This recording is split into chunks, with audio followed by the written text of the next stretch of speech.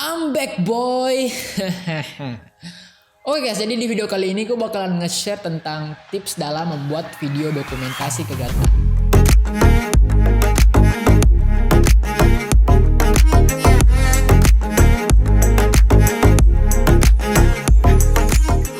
Jadi sebelum itu gue mau share sedikit tentang cerita atau pengalaman gue membuat video dokumentasi.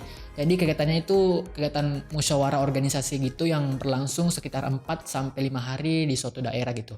Dan di situ gue terpilih untuk menjadi panitia apa? Tentunya panitia yang berhubungan dengan dokumentasi kegiatan seperti semestinya. Dan dalam job desk kepanitiaan itu terdapat job desk yang mengharuskan gue untuk membuat video dokumentasi kegiatan.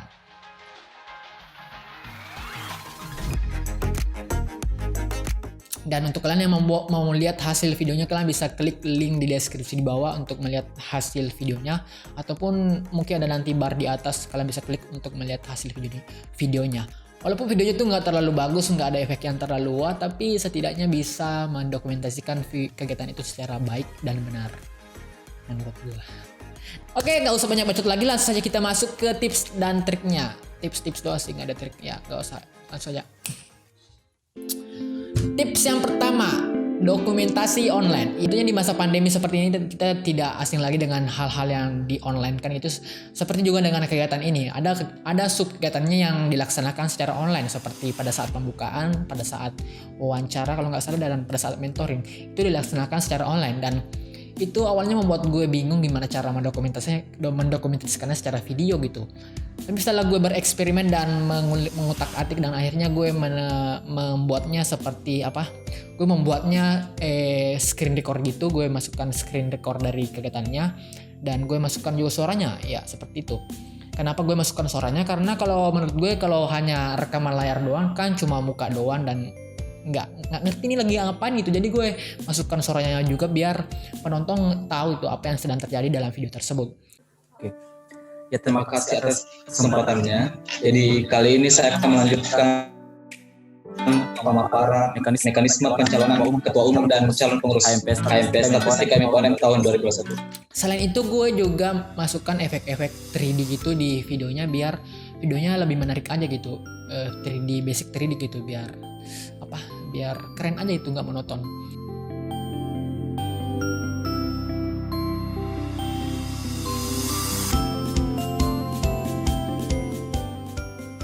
Dan buat kalian yang mau nanya gimana cara bikin 3D efek gitu bang, kalian bisa searching lah di YouTube, pasti banyak gimana cara bikin 3D screen record, bahkan di Android kayak juga bisa bikin kayak gitu.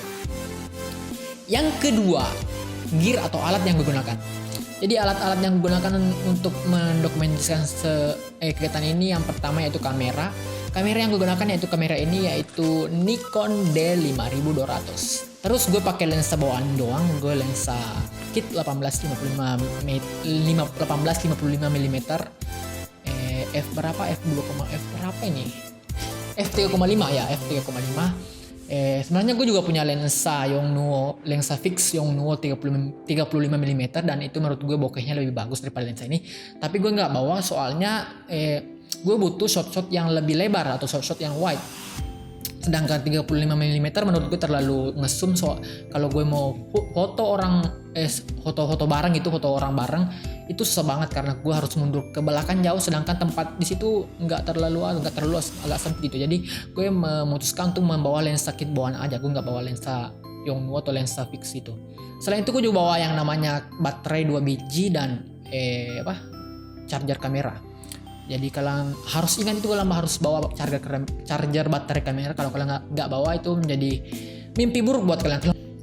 Selain itu gue juga bawa yang namanya mic eksternal. Gue bawa mic eksternal ya apa sih, buat terekam suara lah, buat terekam suara dari pembicaranya. Dan soalnya kalau gue bawa pakai rekaman gue pakai rekaman suara dari kamera bawaan, tentunya akan tidak sebagus kalau kita pakai mic eksternal.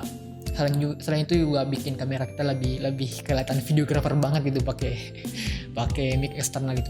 Kalau orangnya pakai mikrofon, kayak ekspektasi orang jadi lebih tinggi gitu kalau kita pakai mic eksternal, padahal ya micnya murahan juga sih.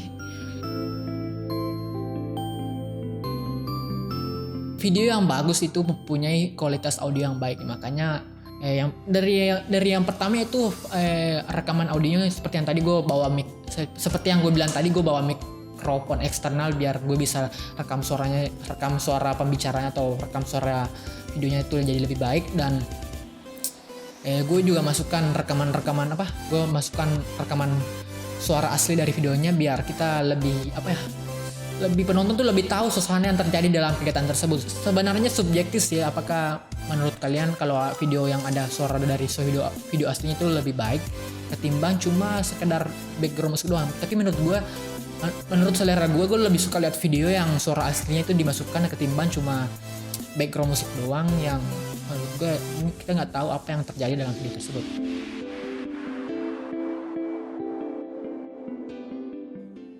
Untuk membuat smooth slow motion tentunya kita membutuhkan video yang FPS-nya tinggi atau frame per second-nya tinggi. FPS itu apa? FPS itu atau frame per second itu adalah berapa banyak gambar dalam 1 detik video. Contoh, ini adalah video 60 fps dan ini adalah video 24 fps. Kalau gue turunkan speed-nya menjadi 50%, hasilnya seperti ini. Yang 60 fps akan menjadi lebih smooth, sedangkan yang 24 fps akan patah-patah karena fps-nya rendah. Jadi itu teorinya.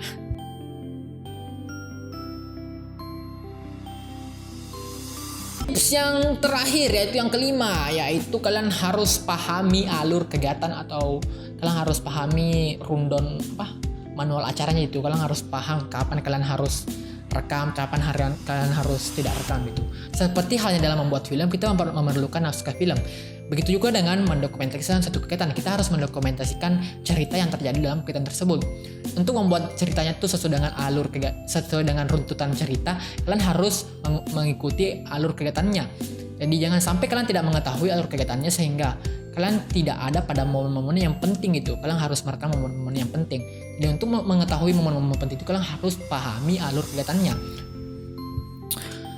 Ya, mungkin itulah tadi 5 tips dari gue tentang gimana membuat video dokumentasi kegiatan yang baik menurut gue.